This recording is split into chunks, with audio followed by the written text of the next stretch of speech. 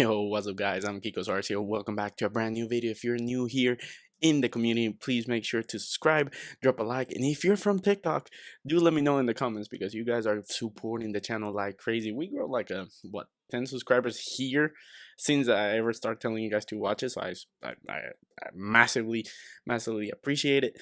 But let's jump and bring back one of the series that you guys, the people that have been here, the OGs since I started doing my YouTube thing.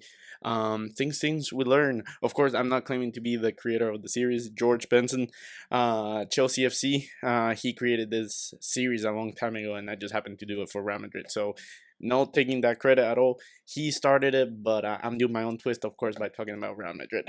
And overall, really confident. We won 4-1 today. I watched the whole game. Usually I would have done a watch party on TikTok, but I have people over. They're still over. We're gonna watch the fight soon. But the Jorge Masvidal versus Kobe Covington, and of course I'm not gonna put people that don't want to be online, or also just like put my self interest in on top of it. So that's why you didn't get a stream. But the first box or the first highlight of the game has to be Camavinga. My God, is this kid the future of Real Madrid? He is gonna be the main star of our midfield, and overall, he's gonna be the replacement of Kroos or Modric or both. I don't know. I don't know what role he plays, but at very beginning, I said it on my review on TikTok, my 60-second review, that he played fantastic. Like at the very first minute, the very first 20 minutes, he looked rocky. He looked like he felt out of place. Every time he got the ball, the touch wasn't as sharp. But the second, 30 minutes in, you could tell, like, he was ready and he wanted to play. And I forget the timing, so don't slander me for it. But I remember, surprisingly, the only goal that we that Real Sociedad, and the only shot that they got was the penalty, which came through Carvajal. But then the shot that Camavinga had woke up the team. So that's why he gets the first highlight of the 6 things we learned. Second, it has to be Modric, the eternal, el abuelito. Like, I'm gonna miss him. When he retires, we're gonna go down the same way that we didn't know how to replace Makelele. We spent, I don't know how many years looking for a Makelele replacement, which happened to be Casemiro. Now we're gonna go years looking for who's gonna replace Modric.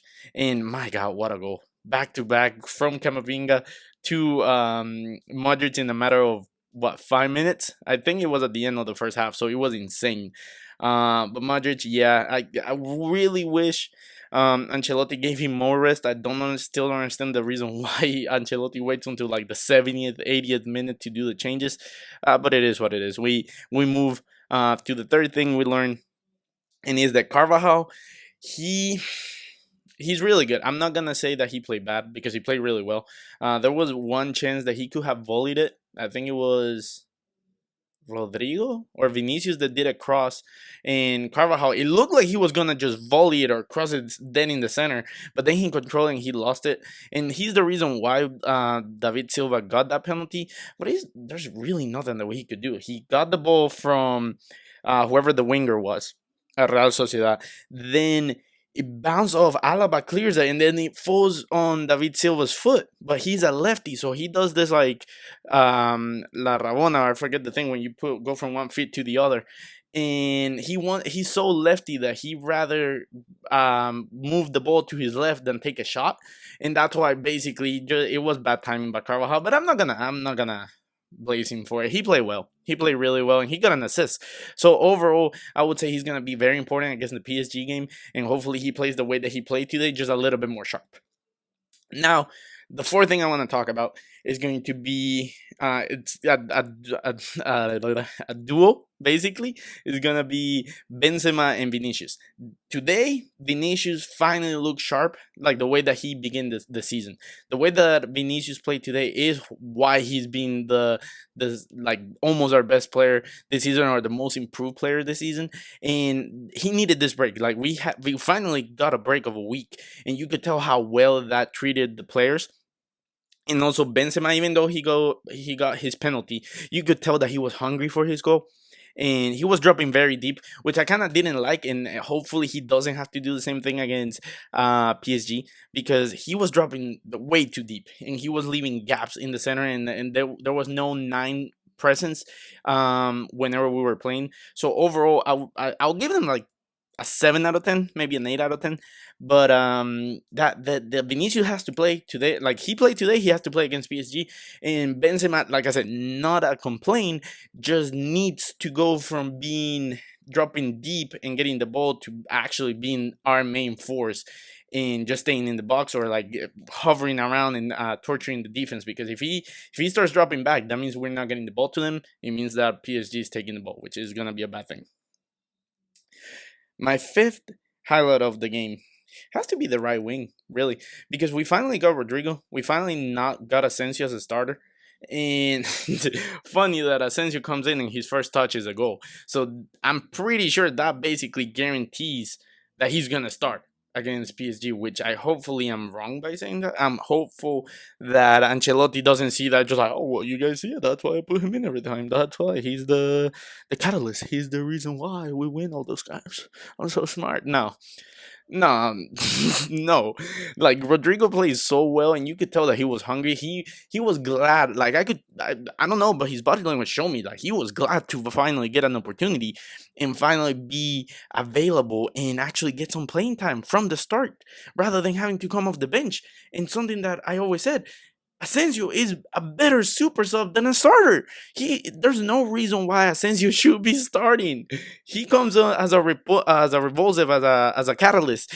On the second half or like the last 20 minutes of the game, he will score. Meanwhile, when he starts, you can tell that he doesn't like apport too much to the creation of the game. So I don't know. Like that's just me rambling around of something that I've been beating that horse a lot. So yeah, I would say let for the PSG game, give Rodrigo the start. Give I mean it's only Rodrigo and Asensio because my sixth highlight of the game was going to be or is going to be now that I'm touching on the fact that what's up with Ancelotti? I'm saying every single video that I talk about Real Madrid, it seems like I always tackle the same thing. Why is Bell not playing? Why is Hazard not playing? Why is Jovic not getting playing time? We were winning 3-1, right? And I've been saying, and this is like my criticism for Ancelotti, probably for the last time, unless we win, unless we lose against PSG in a very bad way. Please rotate the players because the cross injury, if you saw my last video, it's a hamstring injury, but it's a non-contact hamstring injury. And then, and of course, Cross came out and said, like, "Oh, it's not the coach fault. It has nothing to do with overload or anything." He's not gonna come in like, "Hey, like he's just playing me every single freaking game," and Modric has not got injured. Over time, the more you play, the more you run, your legs are gonna get the more tired, and the more tired they get, they're more likely to get injured. So the hamstring injury, even though it might not be because of direct correlation to the games, is the fact that Kroos, Casemiro, and Modric have played pretty much every single minute of every single game available. So the fact that he started Modric, which he scored, proof, point proven, he scored. There was no reason for him to be there until the 80th, 75th minute. He could have got out the second we were winning 2-1, which was halftime, and he could have put Ceballos in, but he ended up putting or he could have put Isco in, but he put Ceballos in, a player that I don't think is part of our future. But Isco has always been in the team, so I don't understand why you don't give Isco time. Same thing with putting Lucas Vasquez instead of Carvajal, and you're taking out Rodrigo, a player that hasn't got time or playing time for weeks, it feels like, and then you put Asensio, the guy that you're probably gonna start against PSG. Why not bring Hazard? Why not bring Bell? And also, if Bell is leaving on a free, why doesn't matter if he gets injured? If we're gonna sell Hazard, why not bring his confidence up and his stock up? That way, when we sell him, he gets a better value. Benzema got his goal, take him out, put Jovic. No, he brings Mariano. Mariano, a player that I've criticized since the very beginning because I don't understand why he's still in the club. So I'm very critical of that. That's really my only non-highlight of my non-good highlight of the match. But from the 30th minute on, that's what I want to see on Wednesday. I will come out with a video explaining my expectation or my prediction for the PSG game, who happened to lose today. That's something very important to think about. But overall, if we play the way that we play from the 30th minute on, we're going to win the game. if we start the way that we started the first 30 minutes, we're not gonna go through. As simple as that. So yeah, let me know what you guys think in the comments down below. Subscribe if you're new here, and I'll see you next time. Peace.